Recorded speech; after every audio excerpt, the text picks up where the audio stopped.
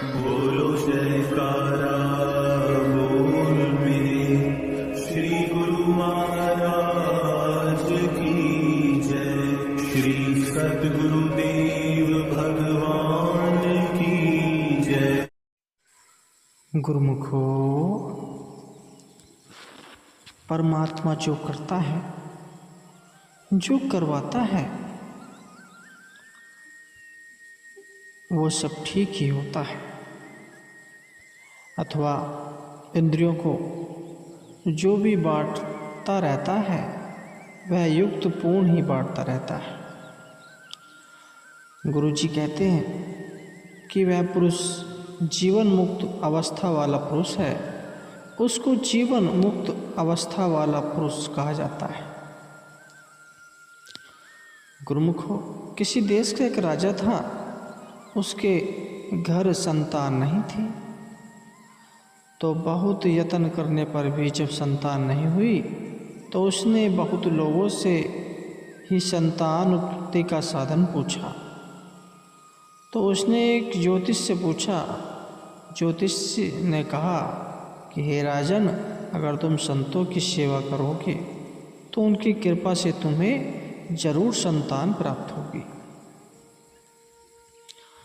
तो राजा ने नदी के किनारे पर एक बड़ा आश्रम बनाया, तो वहाँ पर बहुत साधु महात्मा आने लग गए।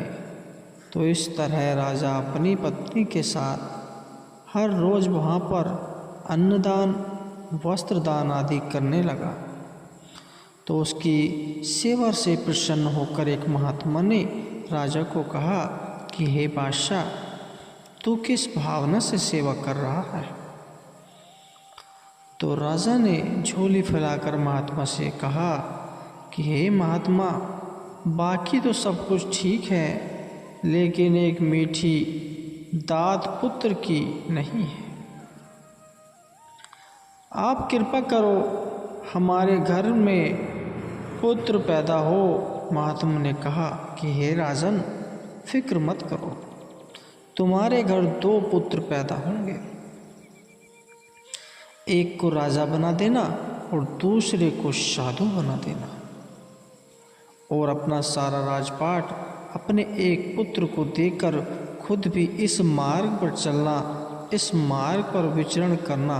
तो संतों की कृपा से, उनके आशीर्वाद से राजा के घर 2 पुत्र पैदा हुए। उस दिन के बाद राजा के अंदर संत महात्माओं की सेवा को लेकर अंदर बहुत श्रद्धा पैदा हो गई, उनके प्रति बहुत सम्मान पैदा हो गया। राजा हर रोज सेवा करने लग गया, जिससे राजा के मन को बड़ी शांति आने लगी। वह अंदर आनंदित महसूस करने लगा। तो शास्त्रों में उसने जीवन मुक्त अवस्था के बारे में पढ़ा और जीवन मुक्त कर देने वाली महात्मा की तलाश करने लग गया। तलाश करते समय मालूम हुआ कि जड़ भरत महात्मा है, जिनके अंदर जीवन मुक्त के सभी लक्षण हैं। तो गुरुमुखो, जीवन मुक्त महात्मा के अंदर जो 5 लक्षण होते हैं, पहला, हर समय अपने स्वरूप के बारे में ज्ञान रहना। दूसरा, तृष्णा और वासना आदि से रहित होना। तीसरा, किसी के साथ भी वाद विवाद नहीं करना। और चौथा, हर समय दुख सुख का अभाव होना। गुरुवाणी में श्री गुरु अर्जुन देव जी फरमाते हैं, जो नर दुख में दुख नहीं माने, सुख स्नोह पर बह नहीं जाने, कंचन माटी माने, वह निंदा नह उस तक जागे, लोभ मोह अभिमानता हर शोभते रहे न्यारो, चाहे मान अपमाना, आशा मनसा सकल त्यागे, जगते रहे निराशा, काम क्रोध जे परसे नहीं, ते घट भ्रम निवासा। और पांचवा है कि हर समय मन में खुशी रहनी और हर समय मस्त रहना। इसी तरह के 5 गुण जड़ भरत महात्मा में दिखाई दिए थे। राजा को जड़ भरत महात्मा के दर्शन करने की बड़ी अभिलाषा पैदा हुई, अंदर कशिश पैदा हुई। तो राजा ने जड़ भरत महात्मा की परख करने के लिए अपने बाग में एक नीम का पौधा लगवाया और वह संतों को कहता था कि मेरे बाग में आम का वृक्ष लगा हुआ है और उस पौधे पर छोटे छोटे आम लगे हुए हैं, आप उनका सेवन करके जाना। तो ये देखकर संत महात्मा राजे को कहते थे कि हे राजन, यह तो नीम का वृक्ष, आम का नहीं। और इतना कहकर वह महात्मा चले जाते थे। तो राजा समझ लेता था कि यह जड़ महात्मा नहीं है। राजा ने अपने बाग में एक तोता भी रखा हुआ था जो मीठे मीठे वचन बोलकर संतों को प्रसन्न करता था। और आए गए संतों को वह कहता था कि संत जी, मैंने सुना है कि प्रभु का नाम जन्म मरण के बंधन को काट देता है,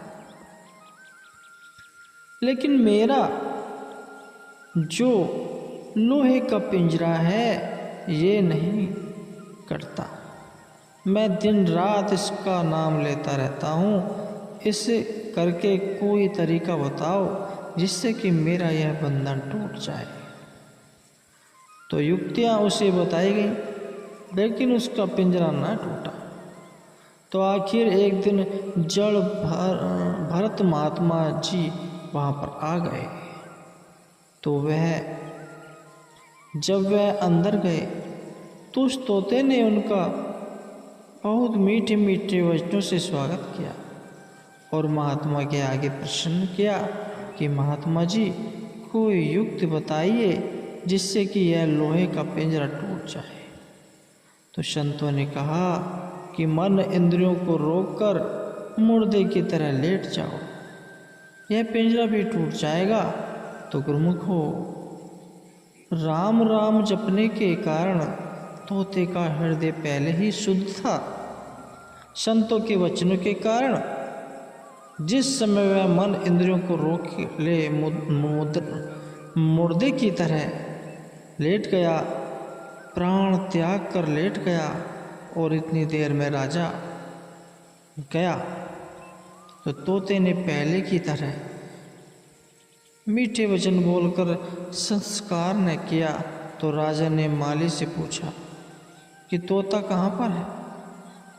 तो माली देखकर कहा कि वह तो मरा हुआ है। तो उस समय राजा ने उसको अपने पास बुलाकर तोते को पिंजरे से बाहर निकाला, उसके ऊपर हाथ फेरा और पानी छिड़का, लेकिन तोते की आंख नहीं खुली। फिर राजा ने कहा कि इसको बाहर खुली हवा में छोड़ दो, फिर ठीक हो जाएगा। तो जिस समय तोते को खुली हवा में छोड़ दिया गया तो उसने देखा कि अभी मेरे पास कोई भी नहीं है, अब मेरे पास समय है। तो समय देखकर तोते ने उड़ान भरी और वृक्ष की ऊंची डाल पर जाकर बैठ गया। और जड़ भरत का बहुत धन्यवाद किया कि इन महापुरुषों के ज्ञान से ही मेरी मुक्ति हुई है। तो उस समय राजे को इस बात की खबर हुई तो वह भी संतों के चरण पड़ा और आनंदित होकर महात्मा से पूछने लगा कि इस वृक्ष के फल पककर बड़े हो जाते हैं और मीठे हो जाते हैं, आप फल खाकर जाना, जल्दी जाने की कोशिश न करना। तो महात्मा ने वहाँ से जल्दी जाने की कोई बात नहीं कही। तो ऐसे राजा ने उनकी परख की, लेकिन संतों का मन किसी भी परिस्थिति में नहीं उलझा। तो हार कर राजा ने महात्मा के आगे विनती की कि कृपया करके मुझे भी ज्ञान दें कि मैं भी अपने घर रहता हुआ सुख दुख से कैसे ऊपर उठ जाऊं और जीवन मुक्त अवस्था के आनंद को प्राप्त करूं। तो महात्मा ने कहा कि हे राजन, 3 गुण ही मनुष्य को सुख दुख देते हैं, तो तीनों गुणों को त्याग दे। तेरा इन तीनों गुणों से कोई संबंध नहीं है, तेरा स्वरूप निर्गुण है। जिस तरह बादाम रोगन का बादाम के बूटे पत्ते टहनियाँ से कोई संबंध नहीं है, बादाम के ऊपर के छिलके को तोड़कर और उसके गिरी को खूंटे में डालकर उसका डंडे के साथ रगड़कर उससे बादाम रोगन निकाला जाता है और बाकी को फेंक दिया जाता है। इस तरह तीनों गुणों, तीनों कारण सूक्ष्म स्थूल शरीर फोक रूप है, तो इन तीनों में रहता हुआ भी इन तीनों से अलग है। जैसे फोंग ने अपने अंदर बादाम रोगन को अपने अंदर छिपा रखा है, फोंग बादाम का बंधन रूप है। इसी तरह फोंग रूप इन तीनों गुणों ने और इन तीनों शिवरों को छिपा रखा है। इसी तरह तेरे अंदर सभी गुण में बंधन रूप है, इसलिए तेरे इस फोक रूप में यह सारे बंधन रूप है। विचार द्वारा इन सभी को त्याग कर तो मुक्त हो जाए। माता पिता स्त्री संबंधी आज कितने भी तेरे संबंधी हैं, इनको नाशवान समझकर छोड़ दे। यह तेरे संबंधी नहीं है, यह तो तेरे शरीर से संबंधित है। इनको त्याग दे और फिर की ममता को भी छोड़ दे और मन को भी विक्षेप समझकर त्याग दे। त्रिगुणात्मक माया को, जो सबका कारण है, इसको भी त्याग दे। जिस समय माया रूप तीनों गुणों को त्याग देगा तो तू जीवन मुक्त हो जाएगा। तो राजा जड़ भरत महात्मा के इस ज्ञान को सुनकर तीनों गुणों को त्याग कर रहने लग गया। तो गुरु को आज के इस सत्संग में यही पर समाप्ति होता है। प्रसंग सुनते हुए अनेकों भूलों की क्षमा हमें दीजिए।